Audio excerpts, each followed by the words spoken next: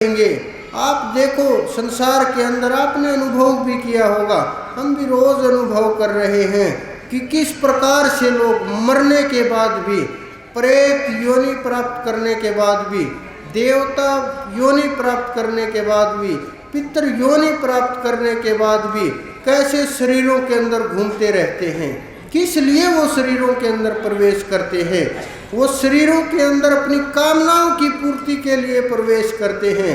किसी की खाने की कामना होती है, किसी की देखने की कामना होती है, किसी की भोग विलास की कामनाएं होती हैं, किसी की इंद्रियों की कामनाएं होती हैं, कोई मन के अधीन कार्य करता है, किसी को कुछ करने की कामनाएं होती हैं। जब कोई भी कामना आप ले करके अगर शरीर छोड़ भी गए तो वो कामना बीज है अगले जन्म का, और जब तक वो कामना रहेगी आप इसी प्रकार से इस जन्म के दुख को भोगते रहेंगे। जब जन्म का दुख होगा तो मृत्यु का तो दुख निश्चित ही होगा। जब जीवन का दर्द होगा तो मृत्यु का दर्द तो निश्चित ही होगा, कोई नहीं रोक सकता। अगर आप पैदा हो गए तो जाना तो पड़ेगा ही।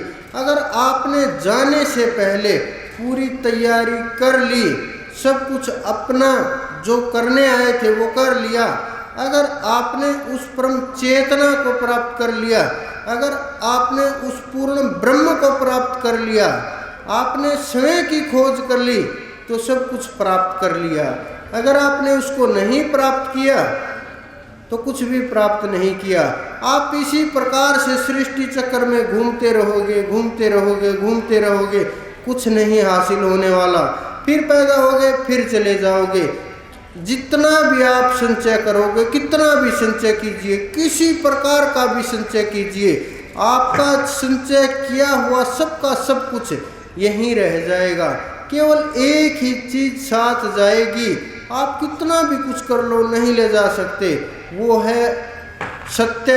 वो है सत्य का अर्थ, वो परमात्म तत्व है, वो आत्मा की पवित्रता है, वो धर्म है, वो ज्ञान है, वो जो मार्ग आप लोगों को दिखाया गया वो रास्ता है।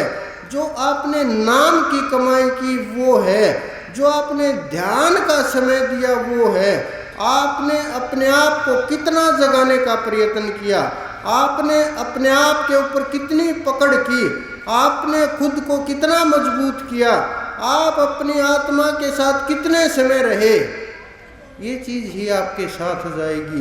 क्योंकि ये कोई नहीं देखेगा आप अपने शरीर के साथ कितनी देर रहे। आप तो ये भी नहीं जानते मैं क्या कह रहा हूँ कि शरीर के साथ कैसे रहा जाता है, आत्मा के साथ कैसे रहा जाता है, मन के साथ कैसे रहा जाता है, उस पूर्ण ब्रह्म के साथ कैसे रहा जाता है, गुरु के साथ कैसे रहा जाता है। और संसार में तो आप रह ही रहे हैं। ये बड़ा गहरा भेद है। जब आप एक एक शब्द के ऊपर पकड़ करना शुरू करोगे तो आपकी चेतना जागृत होने लगेगी। कोई नहीं रोक सकता, इस ब्रह्मांड में कोई नहीं रोक सकता, क्योंकि इस ब्रह्मांड के 3 देवता हैं, ब्रह्मा विष्णु और महेश। उससे ऊपर भी अनंत अनंत ताकतें बैठी हुई हैं, और उस ये तो एक ब्रह्मांड के देवता हैं। ऐसे ऐसे अनंतों अनंत ब्रह्मांड हैं। कितने ब्रह्मा विष्णु महेश होंगे आपको गिनती भी नहीं होगी। उनकी गणना इतनी हो जाएगी, लाखों की तादाद हो जाएगी।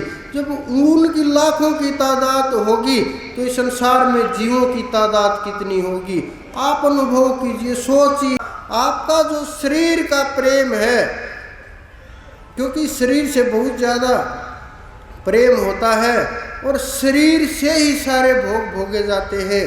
आप देखो किस प्रकार से देवता तक शरीरों के अंदर घुस करके मांगने लगते हैं, अरे मुझे वो चाहिए, मेरे लिए खाने का कर दो, मेरी कढ़ाई दे दो, ये दे दो, वो दे दो। ये तो वो चीज़ें हैं। और जिन जिन्नात भी आते रहते हैं वो क्या करते हैं, मांगते रहते हैं, भोग विलास करते रहते हैं। उनको क्या चाहिए, उनको भोग विलास चाहिए, उनको मज़े चाहिए। इंद्रियों से, उन्हें काम चाहिए, वासनाएं चाहिए, आते रहते हैं, पूरी करते रहते हैं, शरीर को खोखला करते रहते हैं, आपकी आत्मा को रगड़ते रहते हैं, आप अंदर ही अंदर मरते रहते हैं। क्या यही देव योनि है? अगर यही देव योनि है तो क्या फायदा है ऐसे देवता बन करके, जिनके अंदर कामनाएं हों, जिनके अंदर वासनाएं हों। तो आप जब समझेंगे तभी शुरुआत होगी, जब आप जानने का प्रयत्न करेंगे तभी शुरुआत होगी, नहीं तो नहीं हो सकती। आप कितना प्रयत्न करते रहें और आसपास के लोग कितना प्रयत्न करते रहें, लेकिन जब तक आप नहीं जागोगे, अगर लाखों करोड़ों के अंदर एक जीव भी जाग गया तो बहुत लोगों को जगा देगा, बहुत दीपकों को जला देगा, आसपास आपके ज्ञान का प्रकाश फैलने लगेगा, हरि नाम की चर्चा होने लगेगी। लेकिन अगर अंदर में हमारे वो पवित्रता नहीं है, अंदर में सामर्थ्य नहीं है, भजन नहीं किया, तो जो ही हरि की चर्चा होने लगेगी, जो ही नाम की चर्चा होने लगेगी, जो ही ज्ञान की चर्चा होने लगेगी, कोई न कोई विक्षेप पैदा करेगा किसी न किसी प्रकार से।